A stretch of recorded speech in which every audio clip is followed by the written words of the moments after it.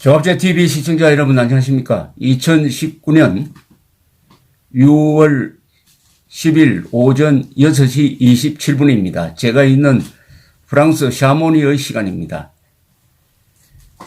대한민국에 기독교가 들어온 것은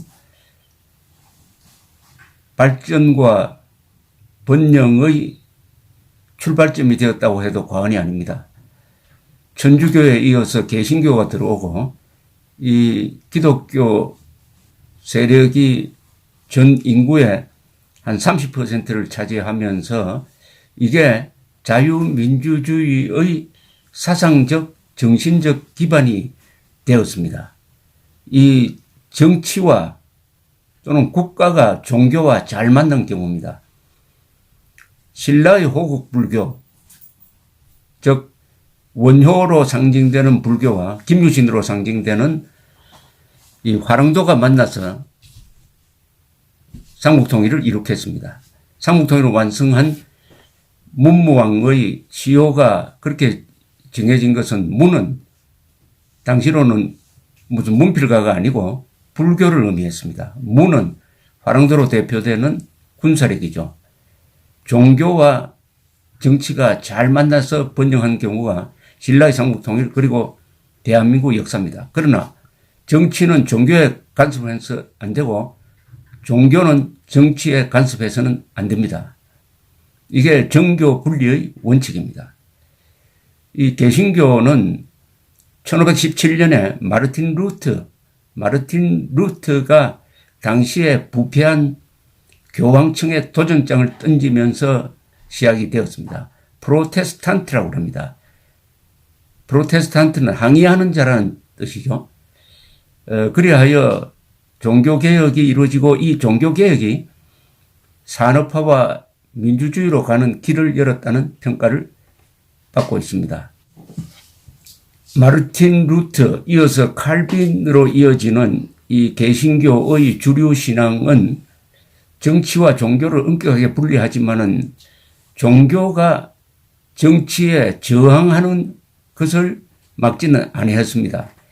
종교가 정치에 저항하고 정치에 항의할 수 있는 조건이 하나 있습니다. 그것은 정치가 종교의 자유, 즉 신앙의 자유, 언론의 자유를 말살하려고 할 때 저항을 합니다. 그것은 독재, 전체주의 국가에 대한 저항인데 보통 독재 국가는 종교의 자유를 말살하지 않습니다. 그러나 전체주의, 즉 공산주의나 나치 이런 쪽으로 가면은 종교의 자유를 허용하지 않습니다. 북한에서 지금 기독교가 말살된 이유인 것입니다. 이런 종교와 정치의 관계에 지금 큰 쟁점을 하나 던지고 있는 분이 한 사람이 있습니다. 한기총, 한국기독교총연합회, 개신교의 대표기관이죠. 전광훈 목사입니다. 전광훈 목사는 문재인 대통령이 해야 한다는 주장을 펴고 있고 여기에 반발이 생기니까 또다시 성명서를 내어가지고 본회프, 나치 독일에 저항을 하다가 죽은 본회프, 신학자 본회프의 말을 인용을 하면서 미친 사람에게 운전대를 맡겨서는 안 된다는 이야기를 하더니 오늘은 한기총의 대변인 성명으로서 문재인 대통령 하야를 청와대 청원 게시판에 국민청원으로 올리겠다라고 선언을 했습니다. 이 청와대 게시판은 지금까지는 친문재인 세력의 독점적 활동 공간이었습니다. 그러다가 최근에 더불어민주당 해산청원이 20만을 돌파를 하고 이어서 문재인 대통령 탄핵 청원이 20만을 돌파하면서 이 보수 진영 사람들도 이용을 하기 시작을 했습니다. 그런데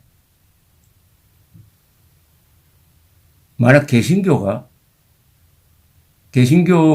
교인 수가 800만에서 1000만 이렇게 일컬어지는데 개신교가 집단적으로 이 문재인 하야 국민청원에 들어간다면은 어떤 사태가 벌어질지 자못 궁금합니다. 그러면서 이 정광훈 목사에 대한 반대 여론도 많이 일어나고 있습니다. 여기서 한국 교회의 어떤 나아갈 방향이 논의되고 결정될지도 모르겠다는 생각이 듭니다. 한국 교회든 한국인이든 우리의 나아갈 방향은 헌법에 명시되어 있습니다. 즉 자유민주적 기본 질서에 입각한 평화적 통일을 통하여 북한의 2,500만 노예들을 해방을 해가지고 헌법 제1조 대한민국은 민주공화국이다 하는 이 선언적 명령을 한반도에 실시하는 것입니다. 즉 한반도 전체가 자유민의 세상으로 만드는 것입니다. 이게 헌법이 명령하는 국민의 의무입니다. 그렇다면은 개신교는 어떤 역할을 할 것이냐. 개신교의 역사적 역할은 개화기 때는 교회를 짓고 학교를 짓고 병원을 지었습니다. 그리고 독립운동 때는 3.1운동의 선언서, 3.1 선언서에 서명한 33명 중에 16명이 개신교 신도였습니다. 독립운동을 이끌었던 두 사람, 이승만, 김구, 둘 다 개신교 신도였습니다. 호국의 시기, 즉 6.25 남침 시기에는 개신교도가 집중적으로 피해를 입었습니다. 천주교도 마찬가지입니다. 납치되고 목사들이 살육되고 했습니다. 당시에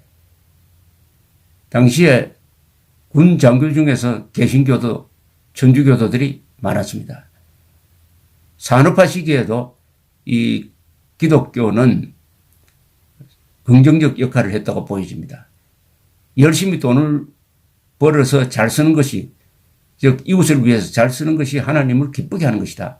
돈 버는 행위를 적극적으로 지원했습니다. 동시에 민주화 운동에도 기독교가 합세를 했습니다. 민주화 이후에는 기독교가 북한 동포 구출하기, 북한 인권 문제에 대해서 신경을 쓰고 있습니다. 이 정권보다는 훨씬 더. 그런데 정광훈 목사는 이 문재인 정권이 대한민국을 종북화 내지 공산화시켜서 종교의 자유를 말살한다. 주사파 정권이다. 이런 식의 인식을 갖고 있습니다. 그러니까 개신교도가 할 수 있는 일을 해야 되겠다. 그것은 문 대통령 하야운동이다. 하야운동이다. 이런 이야기이고 여기에 반대하는 사람들은 하야 지나친 이야기다. 뭐 이런 식으로 반박을 하는데 일단 오늘 이 한기총의 대변인 이은재 목사가 발표한 성명서를 한번 소개를 해드리겠습니다. 제목이 이렇습니다. 대한민국 언론은 주사파 정부의 선동 전략에 이용당하고 있다. 일단 타겟을 지금 언론이 정광훈 목사를 비판하는 것을 다시 비판을 했습니다. 이렇게 시작됩니다. 최근 한기총의 정광훈 대표 회장의 대통령 하야 발언을 비판적으로 보도하는 일부 공영방송과 언론의 보도 행태를 보면 박근혜 대통령 탄핵 때와 같이 가상의 목표를 설정하고 마치 가상의 목표가 현실인 것처럼 보도하여 사실이 아닌 거짓을 국민으로 하여금 사실인 것처럼 믿게 만들어가는 폐륜적인 보도를 하고 있는 것을 보면 우리가 살고 있는 대한민국의 언론의 정의를 지키는 언론인지 아니면 공산주의 국가에서 통제하는 언론인지 의심이 든다. 한기총 정광훈 대표 회장의 시국 성명서 또한 박근혜 대통령 탄핵과 같은 방법을 적용하여 폐륜 언론의 악마적 편집 보도로 한국교회와 한기총을 해체하려는 주사파 정부의 언론 선동에 대하여 결코 좌시하지 않을 것이다. 정광훈 대표 회장 시국 성명서를 반대하는 한사모의 145명의 회원에 대하여서는 대표자의 성명이나 회원 명단이 없는 가짜 문서이며 대표 회장에게 악의적 감정을 가진 K 목사 한 명에 의하여 불법으로 만들어진 괴문서를 사실 확인 없이 모든 언론이 인용 보도하는 수준의 대한민국 공영방송과 언론이라면 북한의 언론과 무엇이 다른가? 문재인 대통령도 야당 지도자 시절에 박근혜 대통령 하야를 주장하였을 때 문재인 대표의 하야 발언에 대하여 문제를 제기하지 않았다. 심지어 박근혜 정부도 대한민국 헌법 10조 행복 추구와 개인의 불가침, 제11조 국민은 법 앞에서 평등하며 제19조 양심의 자유라는 헌법의 권리를 어느 누구에게도 침해하지 않았으며 박근혜 대통령이 대통령 하야 발언에 문제를 삼지 않았다. 하지만 정광훈 목사는 한국기독교 총연합회의 공식적인 수장이며 한국교회의 지도자이다. 성직자에 대하여 일부 공영방송과 언론이 일중대처럼 나서서 교회 지도자의 존엄을 무시하고 문재인 대통령의 하야 발언에 문제가 있는 것처럼 보도하는 행태의 경악을 금할 수 없다. 이유는 간단하다. 그동안 주사파 정부는 자신들의 목적을 은밀하게 감추고 추진해온 사회주의 국가로 바꾸려는 공산주의 전술 전략이 정광훈 목사와 한국교회의 저항에 부딪혔기 때문에 주사파가 장악한 언론을 총동원하여 공산주의에서 학습한 선전 선동 정치를 시작했기 때문이다. 그 증거로 자유민주주의 대한민국의 문재인 대통령이 헌법과 민주주의 정체성을 흔들어버리는 평창올림픽에서 비전향 장기수 공산주의자이며 간첩인 신영복을 존경하는 사상가라고 발언하였어도 북한 공산군의 남침으로 희생된 전몰장병의 영혼이 깃들어 있는 현충원에서 권력, 서열, 3위 부주석을 지내고 6.25 전쟁을 일으킨 공산주의자 김원봉을 애국지사라고 말하는 문재인 대통령의 반민족적인 발언에 대하여서도 주사파에 장악한 언론들이 문재인 대통령의 사상을 비판하지 못하는 것을 보면은 대한민국 언론이 주사파에 장악되어 사회주의 국가와 연방제 통일을 목적으로 향하는 선전, 선동 전략에 언론이 철저하게 이용당하고 있다는 느낌이 든다. 이렇게 이야기하면서 하야 발언의 핵심은 문재인 대통령이 대한민국 헌법이 범죄로 규정한 공산주의 사상을 따르며 신영복 선생 발언과 김원봉 관련 현충원 발언으로 자유대한민국의 헌법을 위법한 공산주의자처럼 발언한 책임을 지고 대통령직에서 하야하는 것이 마땅하며 대한민국의 정체성을 흔들어 사회주의 국가 또는 공산주의 국가로 가려는 여적 행위를 하고 있다는 의심이 들었기 때문에 우리 후손에게 물려줄 자유대한민국의 민주주의를 수호하기 위하여 문재인 대통령 하야를 주장한 것이다. 한국기독교 총연합회와 한국교회는 청와대 국민청원에 문재인 대통령 하야를 청원할 것이며 한국기독교 총연합회와 한국교회는 문재인 대통령이 하야하는 그날까지 숭고한 가치인 자유와 민주주의 그리고 교회의 믿음과 신앙을 지키기 위하여 순교를 각오하고 공산정부로 가는 주사파 정부와 투쟁할 것이다. 이 요지는 문재인 정부를 주사파 정부라고 그래요. 이 주사파 출신은 김밀성주의자라는 뜻입니다. 1980년대 대한민국 학생운동권의 핵심 장악을 했는데 그 운동과 관련해서 감옥에 갔던 사람들이 상당수가 지금 문재인 정권에 참여하고 있고 문재인 정부의 정책에 영향을 미치고 있다. 이렇게 보면서 자유한국당에서도 주사파 정부라는 말을 많이 썼는데 정광훈 목사는 주사파, 사회주의, 공산주의 이런 사상적으로 문재인 정권을 개념 규정하고 있는 것이 특징입니다. 그리하여 이렇게 되면 자유민주주의가 무너진다. 자유민주주의가 무너지면 종교의 자유도 쓸 자리가 없다. 그러니까 그러나 민주주의 방식으로 한번 해보겠다.